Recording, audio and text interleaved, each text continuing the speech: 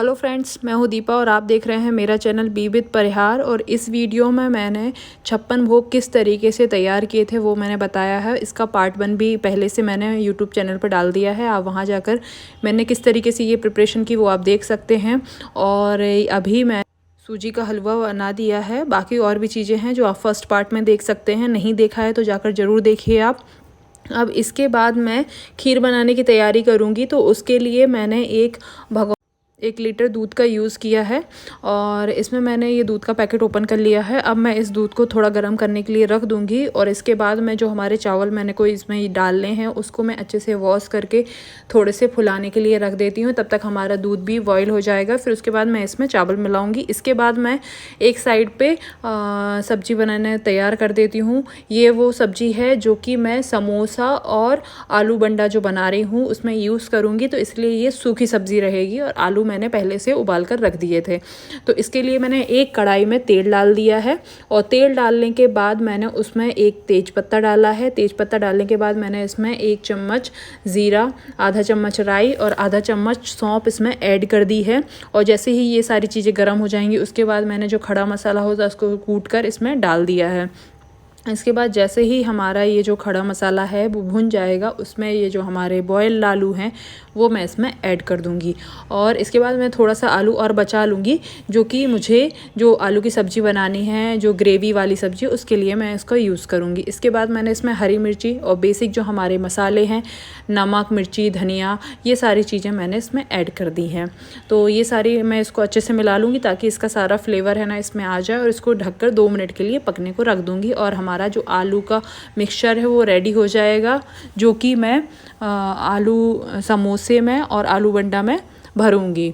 तो ये मैं इसको पकने के लिए रख देती हूँ। इसके बाद मैंने इसमें थोड़ा सा अमचूर भी मिला दिया था और इसको मिलाने के बाद मैंने इसको रख दिया था ठंडा होने के लिए। और इसके बाद जो मैंने दूध रखा था बॉईल करने के लिए वो भी अच्छे से बॉईल हो चुका है। उसके बाद मैं इसमें जो हमारे चावल हैं धुले हुए रखे थे वो भी मैं इसमें ऐड कर दूँगी। अब जैसे ही मैं इसमें ये सारी चीज़ें मिला दूंगी और इसको मुझे चलाते रहना है, नहीं तो जो हमारे चावल हैं वो तली में लग जाएंगे। अगर आप चाहें तो इसमें थोड़ा सा पानी और मिला सकते हैं।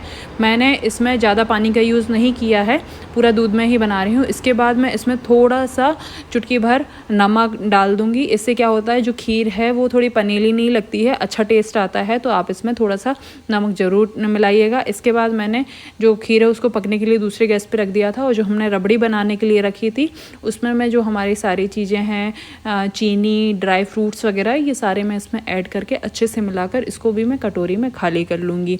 क्योंकि ये सारी चीज़ें हैं ना मैं एक जगह बना कर रखती जा रही हूँ ताकि जो बाद में है ना सारा मेरे ऊपर ऐसा बर्डन सा ना हो जाए। तो इसलिए मैं सारी चीज़ें बना कर जो कटोरी है उसमें रखना है। अब यहाँ पे ये जो रबड़ी है वो थोड़ा सा गर्म हो गई है और जो हमारी चीनी वगैरह मिलाई थी और वो सारा मेल्ट हो गई है इसमें। अब इसके बाद मैं इसको कटोरी में खाली कर लूँगी। तो देखिए ये मेरे को सूट करते नहीं बन रहा था, तो मैं ये देख रही थी मैं किस तरीके से इसमें ये डालूँ।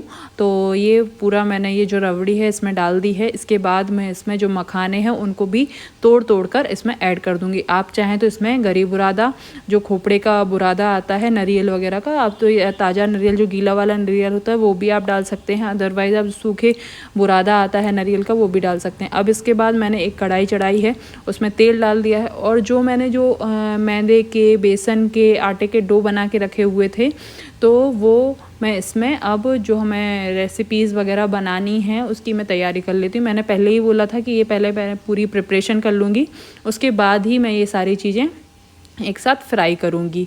अब इसके बाद देखिए मैंने इसको अच्छे से बेल लिया है और इसकी हमें मोटाई है ना, मैं आपको बता देती हूँ कि इसकी मोटाई मुझे कितनी चाहिए है, उतना ही मोटाई की आप रख के इससे मठरी बना सकते हैं।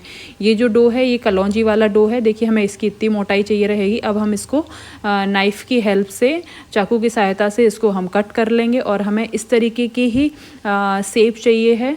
बहुत अच्छा लगता है देखने में। ये देखिए इस तरीके से हम इसको कट कर लेंगे और बाद में इसको हम चौकोर तिरछा शेप में इसको कट करके हम इसको डीप फ्राई करेंगे। और ये सारी चीज़ों के लिए हमें जो गैस की आंच है वो मीडियम ही रखनी है, ज़्यादा हाई फ्लेम पे नहीं पकाएंगे, नहीं तो ये जो है पूरा जल जाएगा और हमारा अंदर से ये सारी चीज़ें हैं ना अच्छे से कुक नहीं होंगी। इसलिए हमें इसकी जो गैस की आंच है वो मीडियम फ्लेम पर ही रखनी है। और देखिए हमारा तेल भी गर्म हो चुका है। अब इसके बाद जो हमने ये बनाया है वो मैं इसमें ऐड कर दूँगी और इसको अच्छे से मीडियम आंच में पकने के लिए छोड़ दूँगी। और जैसे ही ये डालने के बाद जो हमारा दूसरा डो था जिसमें मैंने अजवाइन मिलाई थी वो अब मैं इसमें अच्छे से मीड़ कर अच्छे से उसको जो उसकी परत रहती है उसको अच्छे से मिलाकर फिर मैं उसको बेलना स्टार्ट करूँगी।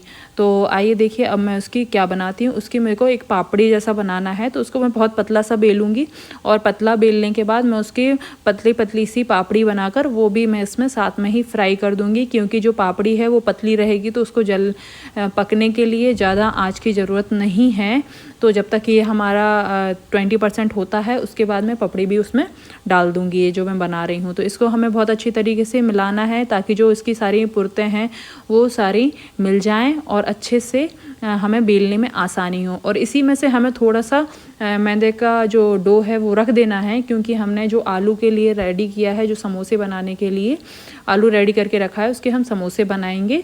और ये मैंने पहले ही बोला था कि मेरे को इसके समोसे भी बनाने हैं, तो ये मैंने थोड़ा सा एक्स्ट्रा ही बनाया था। अब मैं इसको बेल लेती हूँ और इसकी भी मैं पापड़ी बनाकर उसमें डाल दूँगी। और देखिए इस तरीके से आप करेंगे तो जो आपकी फिनिशिंग है वो अच्छे से आएगी। मेरे से ज़्यादा अच्छे से नहीं हुआ था तो थोड़ा सा फट रहा था, बट कोई दिक्कत नहीं, वो जब बन जाता तो उसका टेस्ट बहुत अच्छा आएगा। तो आप इस तरीके से बना लीजिए। और ये मेरे को थोड़ा जल्दी भी हो रही थी तो फिर मेरे से जैसा भी बना मैंने जल्दी जल्दी कर दिया, क्योंकि पूजा के लिए फिर मैं लेट हो रही थी। तो ये सारी चीज़ें करने के बाद मैं इसको भी नाइफ़ की हेल्प से कट कर लूँगी। और ये सारी चीज़ें हैं ना आप आराम से भी कर सकते हैं, पहले से बना के रख सकते हैं, मॉर्निंग से लगिए। बट ये सारी चीज़ें मैं 12 बजे के आसपास बना रही थी तो फिर मेरे को लेट हो रहा था, नहीं तो क्या होता हवन के लिए भी लेट हो जाता और फिर उसके बाद है ना विसर्जन भी करना रहता है तो उसके लिए भी लेट हो जाती मैं। इसलिए मैं ये सारी चीज़ें बहुत बहुत जल्दी जल्दी कर रही थी। और सब लोग है ना व्रत भी थे इस दिन, तो बहुत काम भी बढ़ गया था। तो ये सारी चीज़ें बहुत जल्दी कर लिए थे। और ये देखिए हमारी मटरी है ना 20% पक चुकी है। अब इसके बाद जो मैंने ये पापड़ी बनाई है ये भी मैं इसमें ऐड कर दूँगी।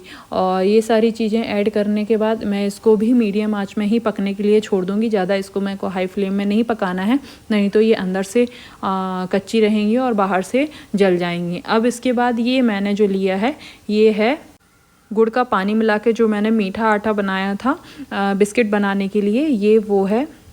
अब इसके बाद मैं जो बिस्किट बनने हैं गुड़ मीठे वाले वो मैं बना के रख दूँगी, जिसको हम लोग खुरमी भी बोलते हैं। तो इसके लिए मैं इसको भी अच्छे से इसकी जो परत है वो सारी चीज़ें अच्छे से मिला लूँगी और इसका मैं अच्छे से डो को अच्छे से मिलाकर उसको अच्छे से बेल कर, और इसका जो डो का जो हमें पूड़ी टाइप की बेलनी है ना वो थोड़ी सी मोटी रहेगी। और इसको भी देखो मैं इस तरीके से इसकी परत मिलाकर इसको भी मैं बेल लेती हूँ।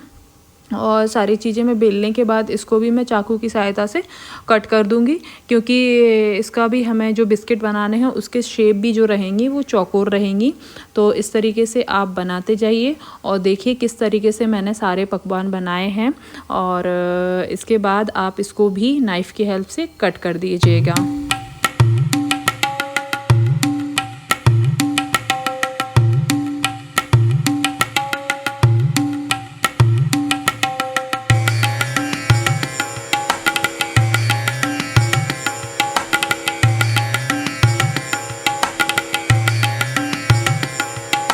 इसके बाद जो हमारा मीठा वाला आटा रखा हुआ था उसकी मैंने थोड़ी सी पूड़ी बनाई और उसके बीच में मैं सफ़ेद तिल है वो मैं इसमें डाल दूँगी। क्या होता है कि जब हम ऊपर से लगाते हैं तो सफ़ेद तिल है ना पूरी बाहर निकल जाती है, और इसलिए हम इसके अंदर सफ़ेद तिल को भर देंगे तो ताकि वो इवनली चारों तरफ हो जाए और उसका टेस्ट भी आए हमारे खाने में।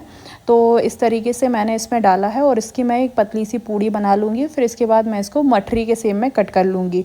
और इसके लिए मैं आप किसी भी बर्तन ढक्कन वगैरह से आप इसका मठरी का शेप मैं इसको राउंड शेप में कट करूँगी, तो आप किसी भी बर्तन या ढक्कन से इसको कट कर सकते हैं। और देखिए थोड़ा सा मैंने ऊपर से भी तिल लगा दिए थी थोड़ी डेकोरेशन के लिए कि दिखे हाँ।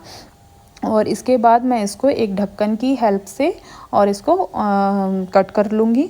और आप इस तरीके से कट करके सारी मठरियाँ बना सकते हैं। अब जो हमारा बचा हुआ आटा था मैं उसको भी सेम तरीके से बेल लूँगी और इसी तरीके से काट कर फिर से राउंड शेप में मठरियाँ काट लूँगी, क्योंकि हमें इसका आटा वेस्ट नहीं करना है। वो जब तक हमारा बनता जाएगा तब तक हम इस तरीके से मठरी बनाते जाएंगे।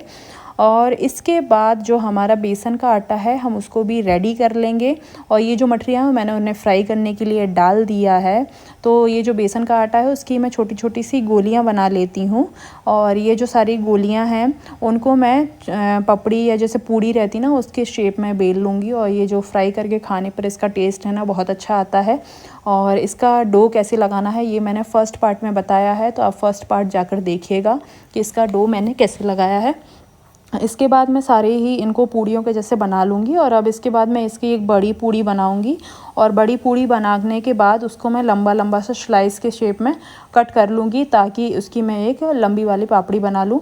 और ये सारी बनाने के बाद मैं इनको भी मीडियम आंच पर ही पकाऊंगी, क्योंकि क्या रहता है कि जब आप हाई फ्लेम पे करते हो तो आपका ऊपर से जल जाता है, बट आपके अंदर से चीज़ें ना पकी नहीं रहती हो। ये जो सारे पकवान मैं बना रही हूँ ये सारे अंदर से अच्छे से इवनली कुक होना चाहिए, नहीं तो आपका खाने में आपको टेस्ट अच्छा नहीं आएगा।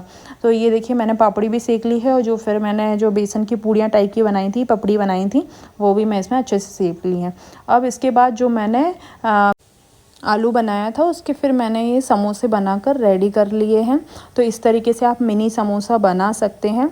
और इनको भी मैं अच्छे से फ्राई कर लूँगी। और हाँ, याद रखिए इस समय जो आपका गैस है वो स्लो रहना चाहिए, नहीं तो जो आपके ये समोसे उनके ऊपर जो फपोले से बन जाते हैं ना थोड़े से, तो वो नहीं आते हैं। आप हमेशा पहले स्टार्टिंग में स्लो पर ही पकाइए, फिर देन उसके बाद जैसे ही थोड़ा सा आपका समोसा पक जाए फिर उसको आप हाई फ्लेम भी कर सकते हैं, कोई दिक्कत नहीं रहती। देखिए ये मेरे समोसे हैं ना अच्छे से पक चुके हैं। अब मैं इनको निकाल लूँगी। और देन इसके बाद मैंने जो आलू बंडा बनाने के लिए बेसन रेडी करके रखा था वो भी मैं इसमें आलू बंडा बनाने के लिए डाल दूँगी। जो आलू है उसको मैंने गोल गोल बनाया, फिर देन उसके बाद बेसन में डिप करके मैंने ये सारा इसमें छोड़ दिया और हमारे आलू बंडा भी रेडी हो गए। आप इस तरीके से सारे पकवान बनाकर बना सकते हैं, और भी चीज़ें बना सकते हैं। बहुत सारे ऑप्शन हैं जो हम लोग बेसिकली बनाते हैं, घर में बनाते ही रहते हैं, बट मेरे पास टाइम बहुत कम था तो मैंने लिमिटेड इतना ही बनाया। तो इसके बाद जितने भी मेरे 56 भोग कंप्लीट करने के लिए रह गए थे तो फिर वो मैंने मार्केट से कुछ चीज़ें मंगवा ली थी, क्योंकि गणपति जी हैं तो टॉफ़ी बिस्किट ये सारी चीज़ें तो लगेंगी, क्योंकि बच्चे के रूप में ही वो रहते हैं। तो आप ये सारी चीज़ों का भी भोग लगा सकते हैं, कोई दिक्कत नहीं है। इसके बाद हमारी खीर भी रेडी हो गई थी। खीर में मैंने चीनी और ड्राई फ्रूट्स वगैरह डाल दिए थे, थोड़ी सी गाढ़ी हो गई थी तो फिर मैंने इसमें थोड़ा सा दूध मिलाकर और पका लिया था। हमारी खीर रेडी हो गई है। पूड़ियाँ भी मैंने सेक ली हैं, तो मैंने 4 पूड़ियाँ बनाई हैं भगवान जी के लिए अभी फ़िलहाल के लिए। फिर देन इसके बाद मैंने सब्ज़ी बनाकर रेडी कर ली थी, क्योंकि क्या होता है सब्ज़ी पकने के लिए छोड़ दो और अपना पूजा पाठ की मैं तैयारी करने लगी थी। इसके लिए मैंने एक कढ़ाई में तेज पत्ता डाल दिया है, हरी मिर्ची डाल दी है। उसके बाद मैं इसमें जीरा और जो हमारे खड़े मसाले हैं उनको कूट कर डाल दूँगी। फिर इसके बाद जो हमारे टमाटर चॉप करके रखे हुए हैं वो भी मैंने इसमें मिला दिए हैं। और फिर देन उसके बाद जो हमारे बेसिक से मसाले हैं, नमक मिर्ची धनिया, ये सारी चीज़ें मैंने इसमें मिला दी हैं। और ये मैं इसमें कहीं पर भी लहसुन प्याज का यूज़ नहीं कर रही हूँ। सारा ही खाना है वो भोग के पर्पज़ से ही बना है, तो भोग में कभी भगवान जी का लहसुन प्याज का यूज़ नहीं करते हैं, तो इसलिए सारा बिना लहसुन प्याज का ही खाना है। अब इसके बाद जैसे ही मेरे टमाटर पक जाएंगे तो फिर मैं इसमें आलू डालकर पानी डालकर थोड़ा सा ग्रेवी सी बनाकर ग्रेवी वाली सब्ज़ी रेडी कर लूँगी। अब इसके बाद मैंने ये एक बर्तन में मठा ले लिया है, इसका मैं रायता बनाऊंगी। तो सारी चीज़ें ये बेसिक हैं तो मैंने इनका ज़्यादा क्लिप नहीं लिया है। रायता वगैरह ये सारी चीज़ें तो आप बना ही लेंगे, और जैसे आप बनाते हैं बेसिकली वैसे बना सकते हैं। और इसका वैसे भी रायता का मैंने एक जन्माष्टमी वाला ब्लॉग है उसमें मैंने डाला था, तो आप वैसे बना सकते हैं, कोई दिक्कत की बात नहीं है। ये सारी चीज़ें मेरी बनकर रेडी हो गई थी, ज़्यादा टाइम नहीं लगा था, 1 से 2 घंटे में सारा कंप्लीट हो गया था। फिर इसके बाद मैंने सारी प्रिपरेशन करी, हवन वगैरह होना था, पूजन होना था, तो उसका भी ब्लॉग आपको मेरा नेक्स्ट वीडियो में आपको मिल जाएगा। तो इस तरीके से देखिए मैंने सारे 56 भोग की तैयारी की। खीर है, दूध है, दही है, मिश्री है, पापड़ हैं और गंगा जल है उनके पीने के लिए भगवान जी के लिए। और जो सारे फ्रूट्स वगैरह हैं, आप जितने भी फ्रूट्स ला सकते हैं वो है, सबको एक एक काउंट किए जाएंगे तो वो 56 भोग में लग जाते हैं। हलवा है, और मार्केट से मैंने कुछ टॉफ़ी वगैरह मंगवा ली थी, रजगरे के लड्डू और ये रसगुल्ले हैं, सारी चीज़ें मैंने ये इस तरीके से बनाकर रेडी कर ली थी। ककड़ी वगैरह ये सारा मैंने रखा था। और इस तरीके से आप 56 भोग लगा सकते हैं। आपके पास जो भी और भी ऑप्शन है आप वो भी मेरे को बता सकते हैं कमेंट्स में। तो इस तरीके से मैंने अनंत चौदस के दिन मैंने पूजन की, और भगवान जी से यही आशा करते हैं कि अगर जो कोई भी गलती हो तो उसको क्षमा करिएगा और हम सबकी मनोकामना पूर्ण करिए। तो हे प्रभु, सब पर अपना आशीर्वाद बनाई रहिएगा। और इस तरीके से मेरा ये पूजन संपन्न होता है। और आपको मेरा वीडियो कैसा लगा ज़रूर बताइएगा, और मेरे चैनल को सब्सक्राइब करिएगा। Thank you so much.